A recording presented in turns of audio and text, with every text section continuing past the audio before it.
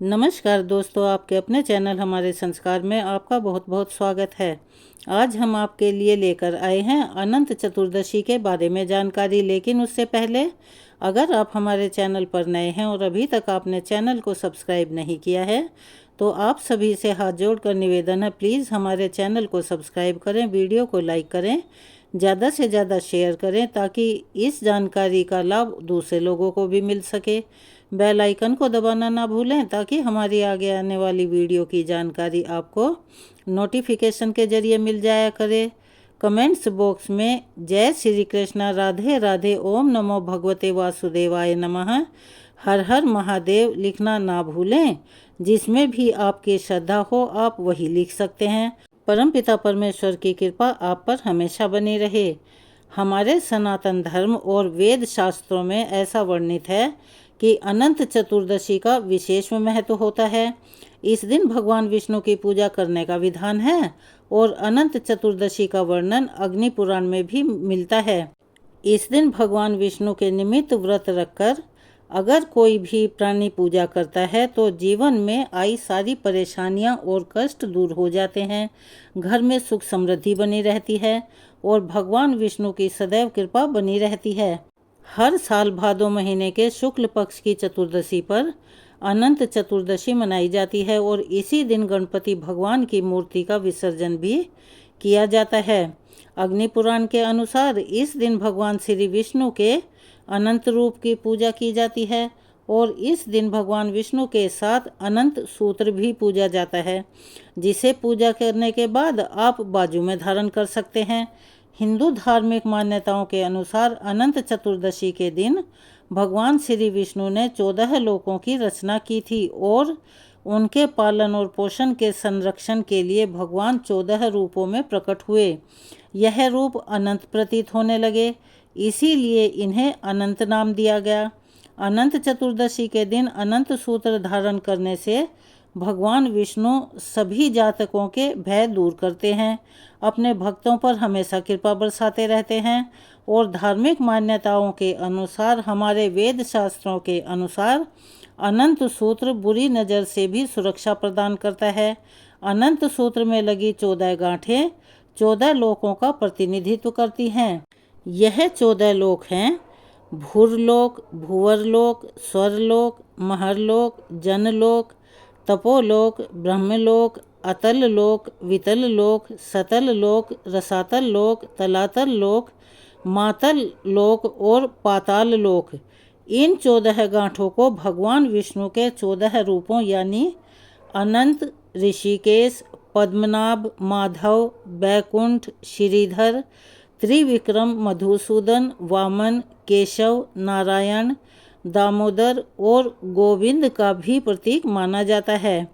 ऐसी मान्यता है कि जो भी व्यक्ति अनंत चतुर्दशी से अगले दिन 14 दिन या पूरे 14 वर्ष तक अनंत चतुर्दशी का व्रत करता है, पूजा पाठ करता है और 14 गांठों वाले इस अनंत सूत्र को बांधता है, उसे भगवान विष्णु की कृपा से अंत में बैकुंठ लोक की प्राप्ति होती है।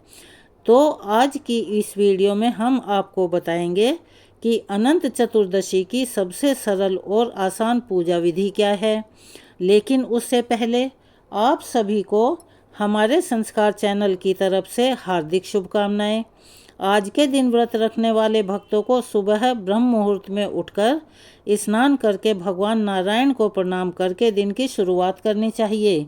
इसके बाद घर की साफ सफाई करके गंगा जल मिले हुए पानी से स्नान करना चाहिए। अगर संभव हो तो आप अपने घर के पास या कहीं पर भी तीर्थ यात्रा के लिए जाकर पवित्र नदी में भी स्नान कर सकते हैं।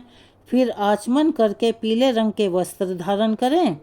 सबसे पहले भगवान सूर्य को जल का अर्घ्य दें।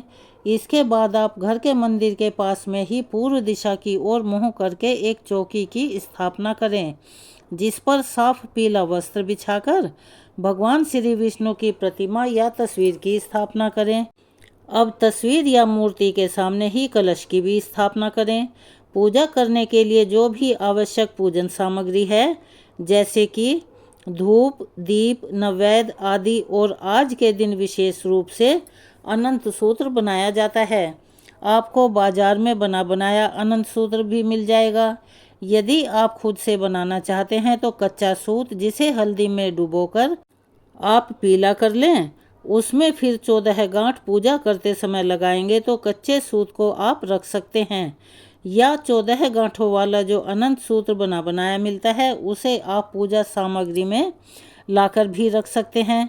सबसे पहले भगवान विष्णु के समक्ष एक पात्र में आप जो अनंत सूत्र है उसे रखें। परिवार में जितने भी सदस्य हैं उन सभी को भी आज के दिन अनंत सूत्र बांधना चाहिए, क्योंकि यह एक रक्षा कवच के रूप में काम करता है।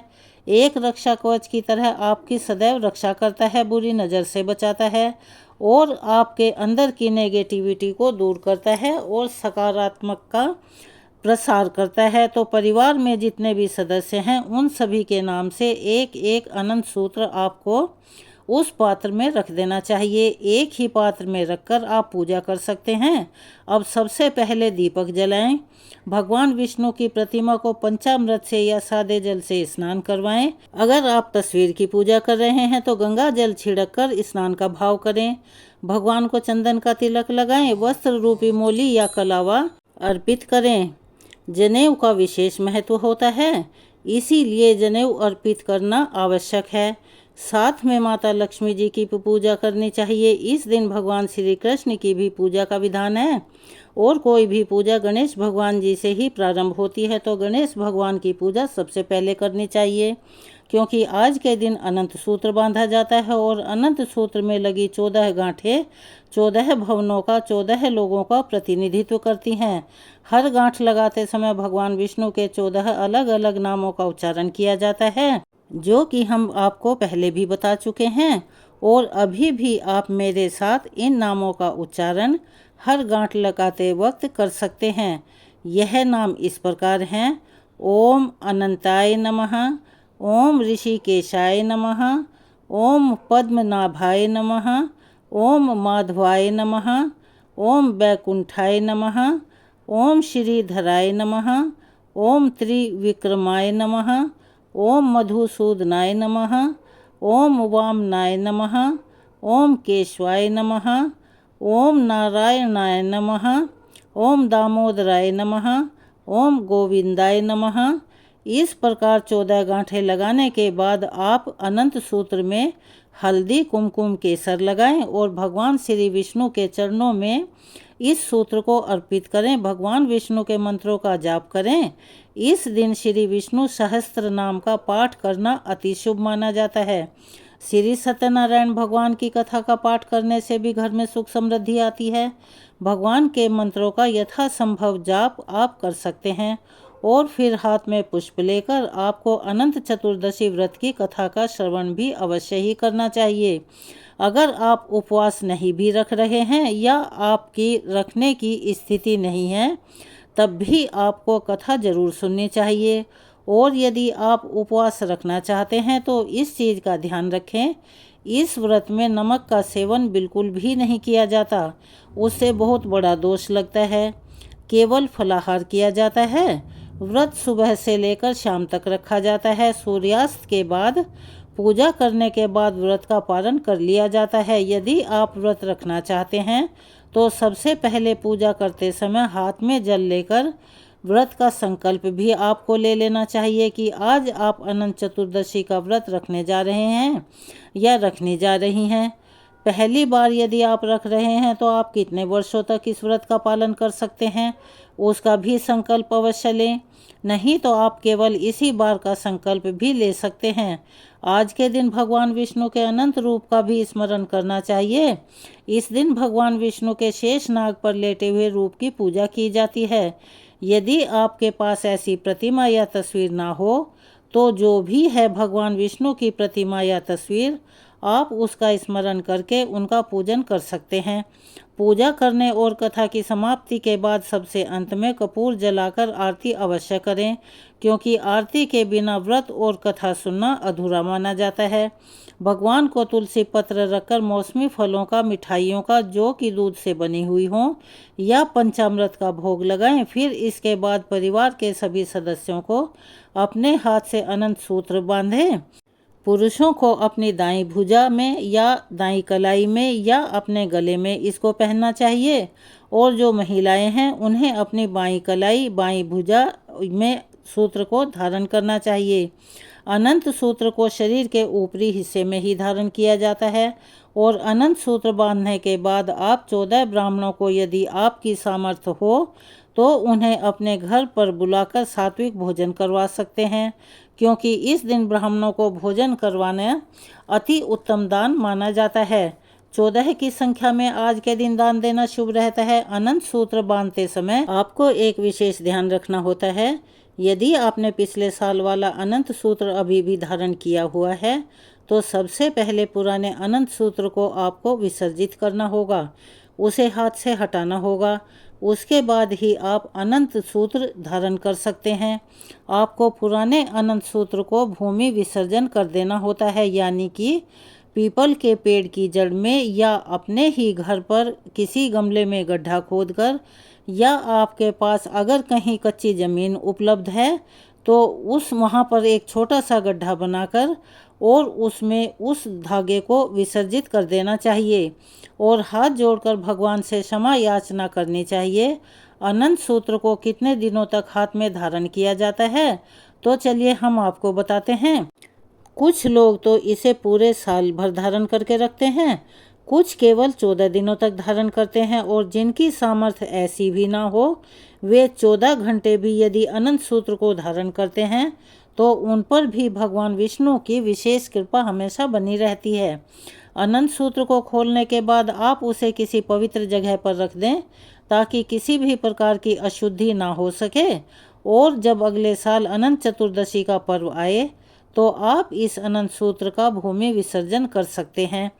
पूजा करते समय कुछ बातों का ध्यान रखना चाहिए, जैसे कि जब आप पूजा करें तो मंदिर में कुछ दक्षिणा जरूर चढ़ाएं।